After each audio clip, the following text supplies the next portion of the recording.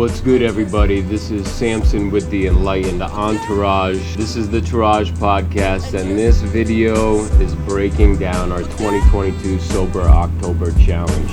Wanted to come put a little YouTube video up on our podcast page just for everyone that wants a little bit more in-depth of a breakdown of the challenge this year. Only a couple things changed from last year. We'll go ahead and throw up the categories on the screen right here. These are required and select. So the required you have to do, and the select you pick 8 out of the 11 to do. So before we get into it, I guess a little bit of history. This is our 6th or 7th year now. Jesus, I'm starting to lose track. But I initially started this challenge. I did it alone, and then I did it with one of my best friends the following year, my boy Ben. And after that, I figured I would share it with everybody in our email list for the podcast that listens to the podcast and on social media, and people just started getting down. The year after, we had 75 people do it with us. The year after that went into the hundreds. We're looking at 500 to 1,000 people doing it with us this year. So again, doing this challenge is far more about building self-discipline and limiting instant gratification through building healthier habits that hopefully, just because of how long you're doing it throughout this month, flutter into the rest of the year or act as nice roadblocks to kind of temper your tolerance, if you will, for some of the sobriety aspects of things, and level up in some of the other areas of your life that maybe you want to be working on, but you are not. Also, listen, this is kind of built into my life now, although I'll be honest, this is the first year since we started doing this challenge that I feel like I actually need to do it this year. Like, I need the cleanse. In the past 6 years, these habits have found a way to just work themselves into my regular lifestyle and routine, and I really don't need to try that hard to do these all anymore. Maybe a bit excessive on like heavy working out and things like that, but otherwise they're worked into my schedule now. But I have fallen off a little bit. I've noticed I've been a little bit more on my phone with social media recently. Went through some stuff earlier this year, was drinking a little bit more, smoking a little bit more. I definitely, I feel like there's a large number of people that fall into a category that they do not need to be bone sober, but they do need to follow some discipline and drug discipline when it comes to alcohol, smoking, Adderall, Ambien, diazepine, Xanax, things like that. Anything that makes you not sober is a tool. And anything that you're doing every single day, everything is a nail to a hammer. You know what I'm saying? So we talk in this country, it's like either AA or addict, and there's not much about conversations in between for drug discipline. So if you watch the Tourage podcast, you know that I go out of my way with each one of my guests to bring up drug discipline, even if in a nonchalant way in the conversation. We should be talking about these sorts of things. Weed is a tool. I know a lot of everyday weed smokers that I don't even think they have any idea how much it is actually affecting them emotionally, in many other capacities, simply because they do it every day. Listen, if you're lucky enough to spend 80 years on this planet, and since you were in your teenage years and your 20s, you don't know what it's like to be yourself sober for more than a month, I kind of see that as a problem. For some people, it's not a problem. Me personally, I want to challenge myself. I want to know 100% that I can do it alone, on my own, etc. Right? So this challenge acts as a really good break in the year. No matter how hard you have been going or how little you've been going in on it, this will help institute other really good habits. This challenge is best done with someone that you are close friends with or a close family member, someone that you want to level up with, someone that you're not going to lie to, and so they can hold you accountable. I realized humans evolved in groups. With the exception of the past couple hundred years, when we don't know our neighbors anymore, we evolved in groups of people, and we are used to being around people. So being held accountable by our communities is actually a very powerful thing when orchestrated correctly. I realized this about myself. Same reason why I study harder at the library and work out harder at the gym. So we started doing this challenge just to have a bunch of people level up together. So if you do this with someone that you're not going to lie to and you want to level up with, you're way more likely to complete the challenge. And listen, I know that some of this might seem excessive to people that are first timers. No shame whatsoever if you want to take this list and cut it down to pick 4 out of the 11 or only do a few of the required categories. For the sake of this conversation though, I'm gonna go through all of them. So, required categories. All right, you gotta be sober. There was a couple years that we allowed weed in here too. It's not sober, so you gotta be sober, right? This means no Ambien. This means no Adderall, even if you take it for work. This means no weed. This means no alcohol. Again, if you're over here telling me that there's no way you could do your job without taking amphetamines, then go ahead and just still do the challenge and keep them in there. You're not actually doing the full challenge, and you are taking meth every day in order to do your job. That's definitely not good for your body, but I want as many people to do this as possible, right? So sober, you got to be sober for 30 of the days in October or whenever you start this challenge. Meditation, last year and the years before, we only had it at 5 minutes. I really wanted to get people that were not involved in meditating yet in here, but realistically this should be at 10 minutes. So we kicked it up to 10 minutes. Listen, people have different forms of meditating. I'm old school, legs crossed, straight back, in through the nose, out through the mouth, eyes closed. You are supposed to, some tricks of the trade to help some of you if you've never meditated before. It is helpful to, I personally am not a guided meditation type of person. You could listen to music, you could listen to different tracks. Counting your breath inhales and exhales for 6 seconds on the way in and 6 on the way out, that helps pass the time. I think you'll be pleasantly surprised how fast time goes by when you're counting your breath. Even doing something like your fingers are like this on the inhale and open on the exhale or vice versa, you can really only focus on one thing at once. So these help you get into that flow state.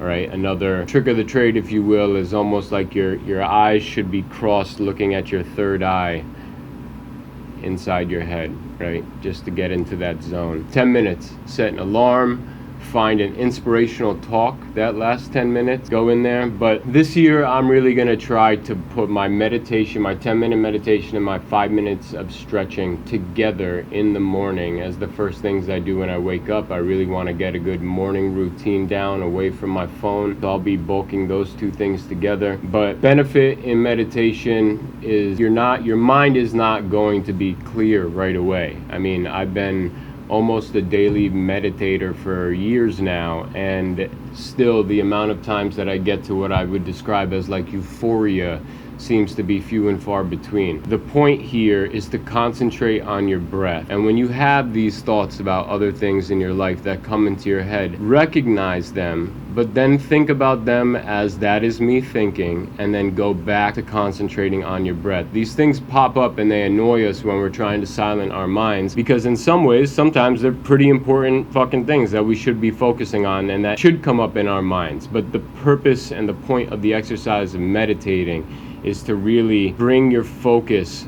back to your breath so that you could bring your focus back to whatever it is you need to be focused on in that moment of your life. Meditating for the 10 minutes each session throughout Sober October and throughout the rest of your life will help you focus on the other things at the other times of the day that you're trying to focus on. No pornography. All right. Every single year, all the girls get mad at me about this one. The amount of women that have come to me and said, Samson, I would love to do this challenge, but I'm just not going to do it because I can't watch porn, is kind of crazy. I don't know if that's a reflection of bad intimacy in the world or not enough good men or whatever it is. But listen, you could still flick your bean. You could still use your vibrator.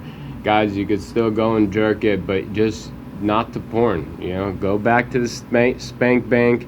I mean, I think Euphoria did a really good job in the very first season of breaking down some of the influences porn is probably having on these younger generations. Forget their names, but one of the couples in Euphoria has sex for the first time and he just starts going super rough, and like to him it's all he knows because that's all he's seen in porn, and to her it's like, what the fuck are you doing? At the end of the day, you're jerking off and masturbating to an insincere situation. They're not two people that care about each other. These are things that probably keep us from working on other relationships that could be more, because we could just go and fulfill our needs in this direction here when we when we masturbate to porn, right? We could just go and find it right there. There are plenty of studies that talk about why porn is not good for developing adolescents, why it's not good for addictive tendencies as well, and it's just a lot of unrealistic expectations. So we're gonna get porn out of here for the month.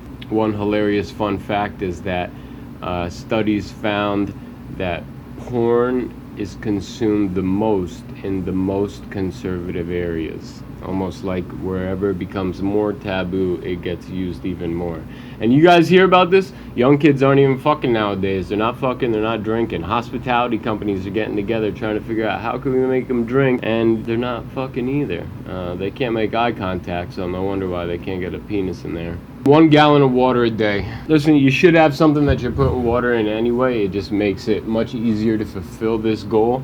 I got one of these. 3.5 of these is 1 gallon. Since I have this, I easily crush more than a gallon a day, but it has definitely come to my attention that myself, and I think most people, are probably dehydrated far more often than not, and they just have no idea. I think I realized it quickly because I can work out very excessively, sometimes doing a run, hot yoga, MMA in the gym all in the same day while hitting the sauna. I could feel it a lot. But notes of dehydration are definitely going to be being tired, almost if it's real bad, feeling like you're going to throw up, almost feeling sick. But this is influencing your entire hormonal system, the rest of your body, your brain fog, your sleep, how well your workouts are, how much you retain while you're working on things. So being hydrated is really important. Get something that you drink water out of every day. You don't want the fucking plastics anyway over here shrinking your taint and making you infertile, right? Get something you don't need to worry about all that shit with, and figure out how many times you got to fill it up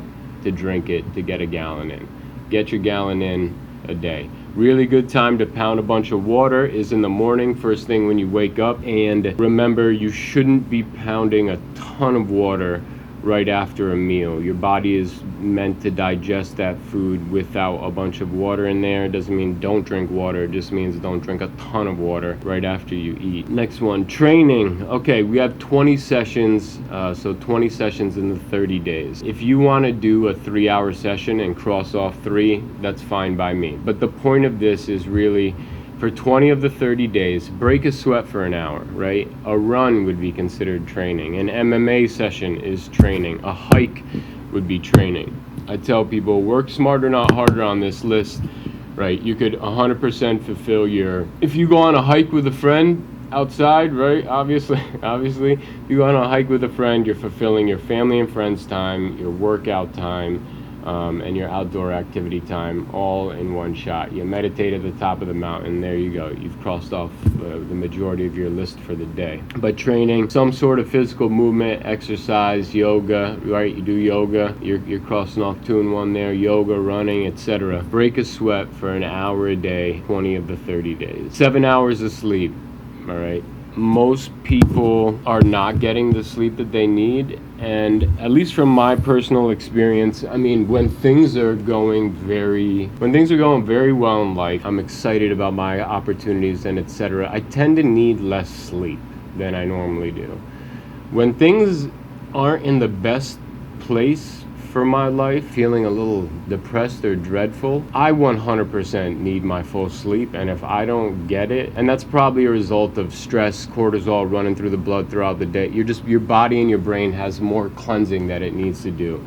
But sleep is just critically important, right? They say you're supposed to get 8 hours. We made it 7 just because I know people got busy lives. But this is really simple. I got thrown out of a vehicle, traumatic brain injury, landed on my head, PTSD, the whole 9. I had insomnia for many years. There was a point in time in my life where I think I was taking like 6 Benadryl a night just to fall asleep. I mean, it was not good. Not to mention, you're barely able to function the whole first half of the next day. So I understand and I empathize for people that have significant sleep issues. I'll go ahead and put up a picture on the screen right here of my sleep stack. This is 10 years of me researching all natural, non-addictive things to take to help me fall asleep. So, all right, so the ones that I recommend is I do a liver detox and blood refresh, but I do that one, this one on the screen specifically. is good for a lot of detox, but I get it because it has the milk thistle in it, right? So milk thistle, 5-HTP, might take 100 milligrams of that a night. Magnesium threonate, I don't take that every night. It does help with sleep. If you're someone that knows you don't have enough magnesium in your diet anyway, definitely a good one to add in there. Melatonin, 10 milligrams, that's already on the heavy end, and Alpha Brain. Okay, I take Alpha Brain every morning and every night. It's the one supplement that I just absolutely refuse to go without. So the thing with getting good sleep, I'm going to tell you a few things that I've done right now because I have suffered from insomnia that are tricks of the trade, if you will, to help you get a good night's rest if you're struggling with good sleep. First of all, what time do you have to wake up in the morning? If you're setting your alarm clock for about an hour before you need to, leave, if you need to be in the office by 9, you need to leave by 8:30, which means you got to be up by 7:30 in the morning, right? So then count backwards from 7 o'clock in the morning, 6, 5, 4, 3, 2, 1, 12, right? This gets you your 7 hours.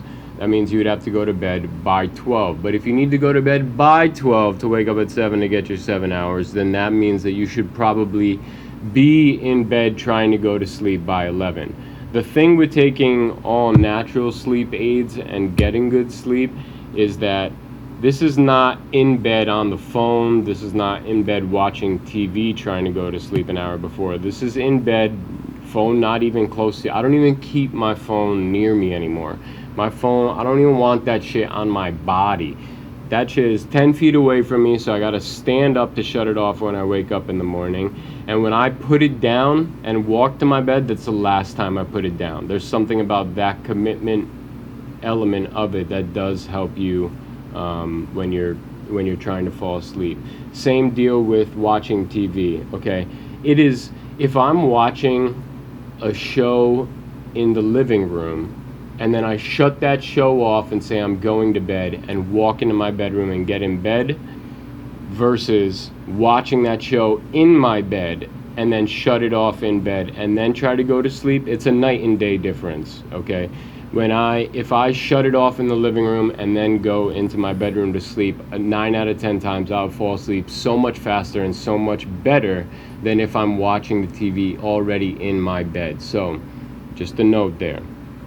The other thing about specifically about all natural sleep aids is you need to catch the wave, okay? It's different for everyone from when the supplements hit you. But when they hit you, like even if you just took a melatonin, you're gonna catch a wave of tiredness. Okay, that wave, that's your cue to like, teeth should be brushed and you should be in bed now trying to fall asleep.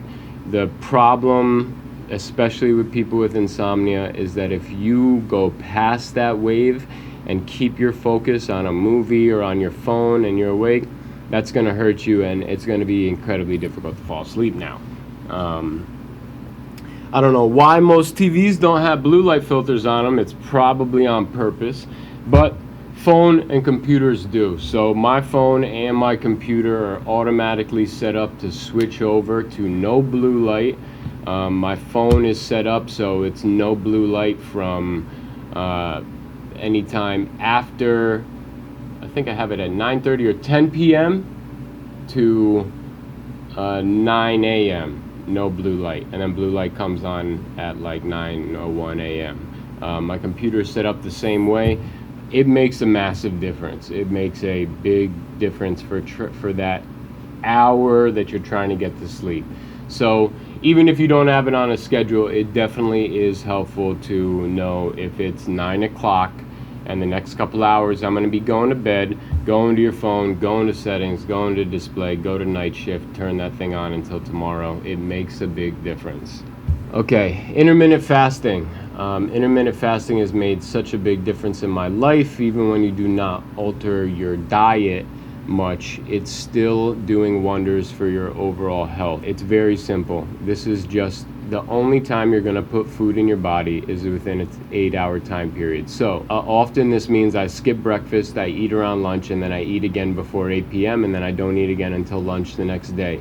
This is going to be a little bit difficult if you've never done it before for the first 2 or 3 days. By the time you get to the 4th day, it is no problem. your body just gets used to it. You just need to think of this as you're just allowing your body to get really good at knowing food is coming in at this time, and I'm going to sleep and waking up at these times.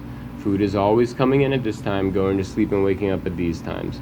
It is it's more important you wake up at the same time every day than you go to bed at the same time every day.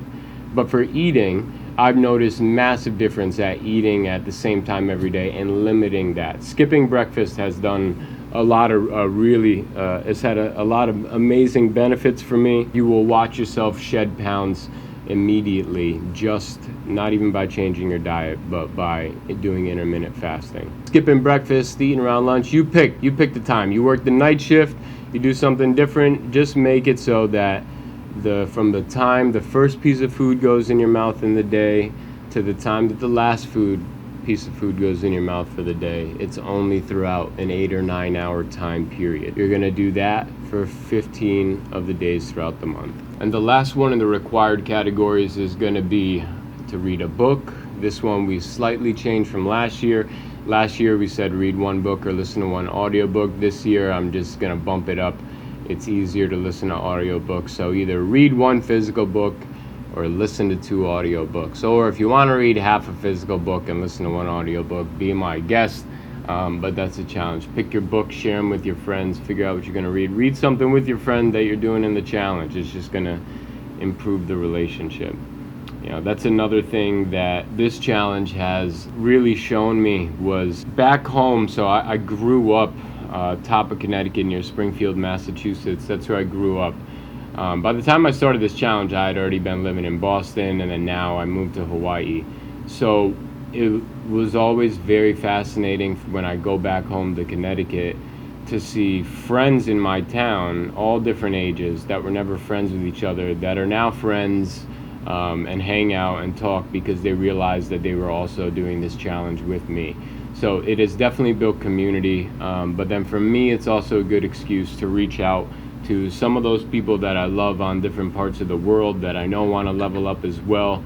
It's a good way to motivate each other and stay in touch for the month. All right, let's break down the select categories. There are 11 categories. You got to pick 8. Stick with those 8 throughout the month. So, number 1, no vice. I don't know if you're one of these people that snags a gallon of ice cream and kills it over a weekend, or a carton and you kill it one night. Or maybe you want to stop smoking, maybe you want to stop vaping, or you want to stop smoking cigarettes. What vice do you have right now that you've been trying to get rid of? Let's try to go without it for 30 days. Also, listen, a couple years ago in this challenge, I'd been doing the vape. The vape, I quit that cold turkey for Sober October. I would not recommend that to anybody.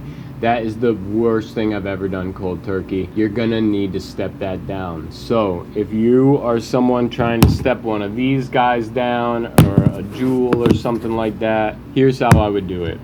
You make a goal to be at no hits a day by the end of the month. The first day, you tally up every time you hit that bitch. So you have a realistic number of how many times you're hitting it. First day, don't change anything. How many times did you hit it? Okay. Then immediately decrease that to 30% and hold it there for the next week. So to make the example easy, if you hit this 100 times in a day, limit yourself to hitting it 70 times a day the next week. And then after that, break it down by another 30%, another 30%, and eliminate it by the end of the month. That's how I would recommend doing the nicotine version of it all. Social media, we changed this one a little bit. Last year, it was only allowed 20 minutes a day. This year, I really want to get off it too. Recently, I've been scrolling more than usual. As I've gotten older and been doing this challenge, I've been moving further and further away from my devices. I got to do video editing for my job, and I have to do social media for my job. But as far as my day-to-day life outside of those two things go, I really have been growing further and further away from my phone. I don't have notifications set up on any social media, anything that could send me. The only thing my phone notifies me for is a text or a call. and my shit been on silent since 98. So for this year, we're doing no social media for 15 days. So you pick, you want to do a 15-day cleanse, you want to go 5 days on, several days off, whatever it is, 15 days, no social media. Pretty easy to remember, 1 day on, 1 day off. I think this is better than 20 minutes because unless you go out of your way to put a 20-minute limiter on your social media, which you still don't need to follow, you can lose track of time very quickly. Every single year, people tell me how they can't believe how just autopilot their hands are to go onto social media when they're bored or doing nothing. And there's definitely better things that we could be filling our time with, more productive things to get some money. So no social media for 15 days. I would also recommend, for the past 6 years now, I've had on my Instagram, because that's really the only one that I will use, a notification that pops up whenever I've been on that app for 45 minutes. So even when I'm not doing this challenge, my phone is always telling me, yo, like you've already hit like what you don't want to be at for social media for the day, so get the fuck off. Diet restrict. This is for all 30 days. It's actually a lot easier than, don't overthink this. It's really simple. Just, first of all, if you don't think that you should be eating it, then you probably shouldn't be eating it, and just don't include it anymore. If you're going through a drive-through, then you shouldn't be eating it. But otherwise, outside of that, when you do your grocery shopping, this one's simple. No high fructose corn syrup, no enriched wheat flour, no processed foods. I think you'll be very surprised at how many things have high fructose corn syrup and enriched wheat flour in them. Yo, I'm telling you right now, they're like straight up poison. When I started doing this challenge, my diet wasn't as clean as it could be. Now, my diet is pretty fucking clean all the time, like all the time. So if I even eat like American pasta, not the healthy pasta from like Italy, if I eat American pasta, I'll feel fucked up for like the next 3 days. And this is another reason why this challenge is good for the sobriety, both on nutrition and the and the drug element of it all, is because if you're eating like shit every single day, you don't really know what you're supposed to even feel like, what good is supposed to feel like. I eat clean all the time now, so the second I put something bad in my body, I could tell by how my fart smells, I could tell by how my stomach feels, by my brain fog. It becomes immediately apparent that this is not good for me. When I was not paying attention to enriched wheat flour and high fructose corn syrup, it wouldn't impact me like that for days after, because I was already impacted. I didn't know how much I wasn't already operating at an optimal level. Honestly, once you start reading labels, you're gonna find out that enriched wheat flour is in damn near every bread carb. It's like difficult to find bread in the bread aisle that does not have enriched wheat flour in there. Since we started doing this challenge, I've basically completely cut out bread. I mean, I have my cheat days and stuff like that, but the only real carbs like that I eat in the wheat family are more like rice and the organic pastas. Otherwise, I barely even touch bread anymore, and somehow I don't even touch dairy anymore. Don't worry, dairy's not on this. Okay, yeah, no high fructose corn syrup, no enriched wheat flour, and no processed food. Stretching. So this one, we got 5 minutes a day for every single day. You know, if you do yoga, that's gonna satisfy this need. If you're someone that doesn't already stretch and you gotta get into it, right? Google what the 5 stretches you should be doing every day are. Google what the 3 best yoga poses to do are. Do those for 5 minutes a day. You really should be stretching for longer than that anyway, but the point is to get you going on this activity. So I would say if you're not already stretching, figure out, you know what your body needs, right?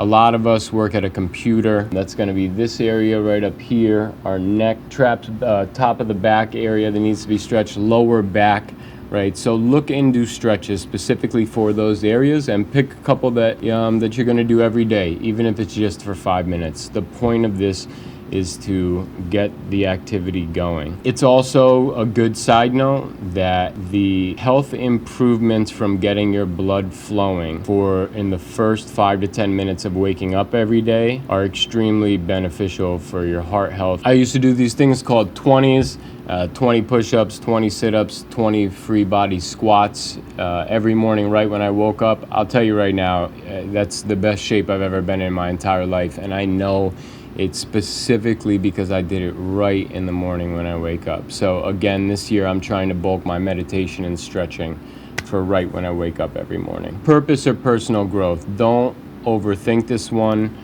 For me, it's the podcast. For some people, it could be they want to make sure that one day a month they are tracking all of their finances, or that they want to start writing poetry, or that they want to record a song. Pick something that is a hobby or something that you know that you should be doing, that you should be working on, that you're not, and spend 15 hours this month working on it, right? Or an hour for 15 days working on your purpose. So whatever it is, now's the time. Pick that thing, do it. Commit to that thing. Tell your friend or whoever you're doing this challenge with what that thing is that you want to work on, and then schedule the time in. Not planning is planning to fail. Yoga, this one's real simple. If you pick yoga, do 6 sessions throughout the month. I had a conversation, shout out to my boy Travis at Yoga Under the Palms here in Hawaii. Shout out my buddy Travis. I was talking with him about if someone's never done yoga before and they had to do 6 sessions in a month, what would be a good way to structure that? How would they get the most benefit? And it came to the conclusion that some people will use yoga like people use church. They have their day. Every Sunday morning they'll go to yoga.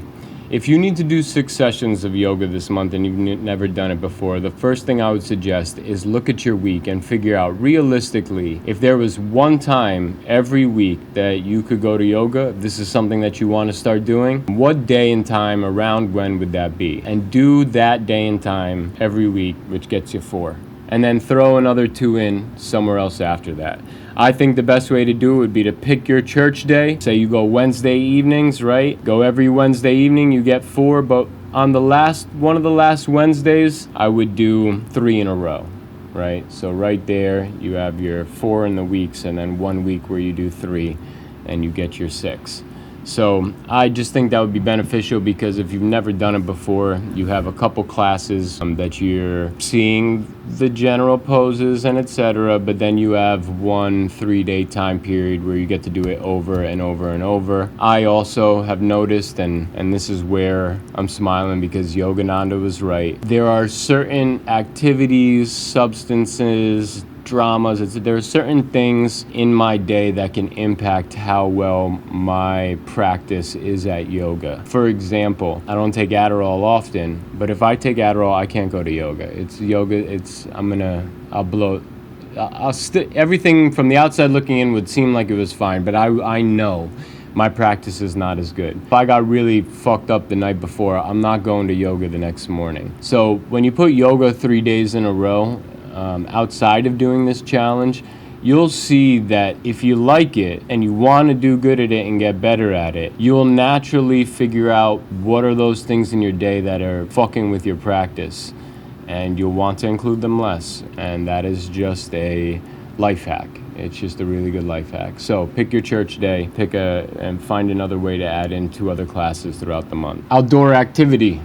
So outdoor activity, real simple. This is easy for me. I'm in Hawaii. For the people on the East Coast, it's October. It's not that cold yet. It's a beautiful time of the year. Still a good time to get out there. Actually schedule 5 times to get out there. Go for at least an hour each time. Again, if you go for a hike with your friend, you're fulfilling outdoor activity, family and friends, and you're getting your training in. But get out there and get in nature. Nature is one of those things for me now that I feel like it's almost like CBD. You don't really realize how beneficial it is until you've been doing it all the time and then you stop doing it. You will see a massive difference in your life if you go for a walk in the woods for 30 minutes twice a week, every week, and then you stop going. You will notice a big difference in your life. So get outside, go watch sunset, go for a walk in the woods, go for a hike, get back out in nature, realize that you're nothing but a piece of shit, frail ass little human, and the glory of nature is all around us. Make you feel small, like you should. Okay, family and friends, right? This one's self-explanatory. 5 of the 30 days, make sure you have a good 3-hour session with a family and friend. Basically, we're looking at 15 hours throughout the month where you're hanging out, sincere interactions with family and friends, no distractions, you're really with them. For me, this is a great time to get on the phone and have some long phone calls and reconnect with people back in the Boston, New York, Connecticut area, because the time difference does make it a big pain in the ass. And I saw a meme once that said, real friends only see each other, true best friends only see each other once a year and have no pictures together, right? It's just once you get past the age of fucking 27, life changes, responsibilities and priorities change, people move away, jobs, etc. It gets difficult to spend time with some of the people that matter, and it shouldn't. I mean, you ever notice how first generation families, immigrants in the US, they all outside hanging out on a Sunday at a barbecue? Second generation, they still big on family. By the time you get to the third, it's like families in the US start dissolving. They don't prioritize themselves, each other anymore. They start growing apart. I mean, blood is important. Close friends are important. Get on the phone with the people that you love. Get past, hey, how are you? Good, how are you?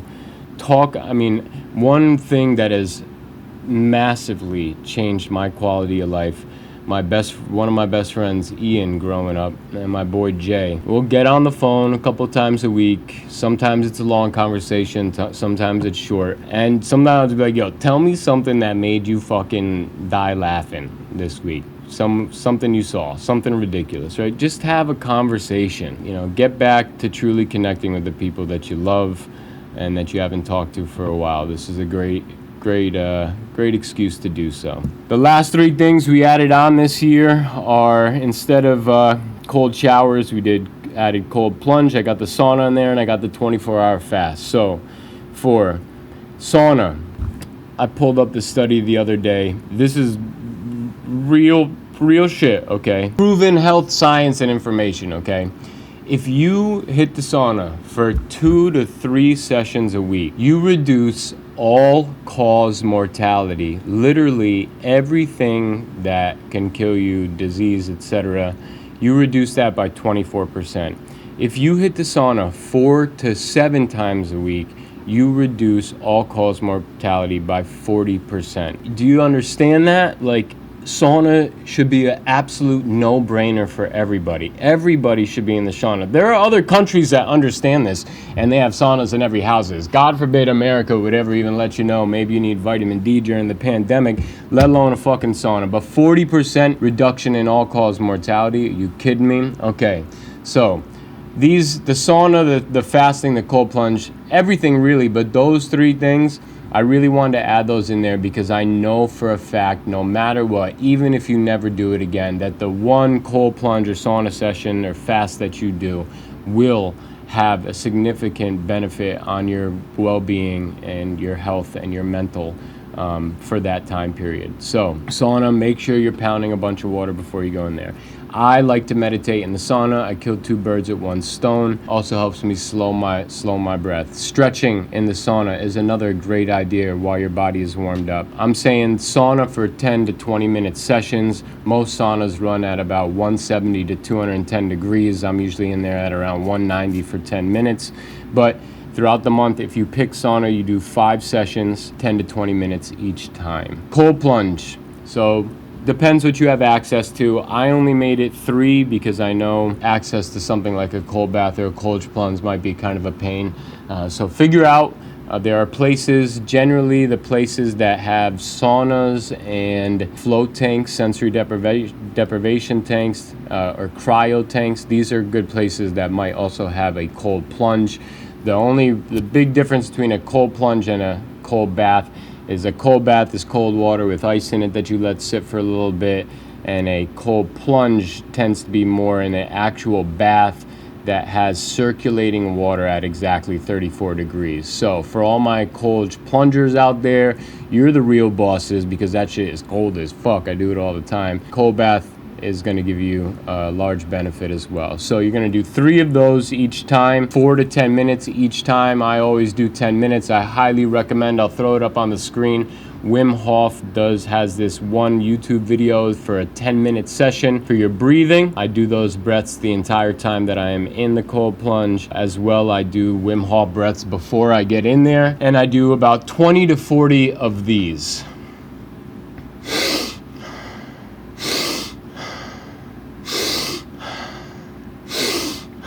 That's going to be full inhale through the nose, stomach into chest, and then exhale is going to be, you're not trying to exhale, you're just letting the air fall out of your body, and then right back into it. 20 to 40 of those. You will immediately get warmer. It will immediately begin to push blood from your extremities into protect your vital organs. That's also how they get nutrient rich before they go back to the rest of your body. And it's going to help you deal with the cold a lot more while you're in there and before you even get in there. So I highly recommend checking out some of Wim Hof's breath work in order to deal with a cold plunge if you've never done it before.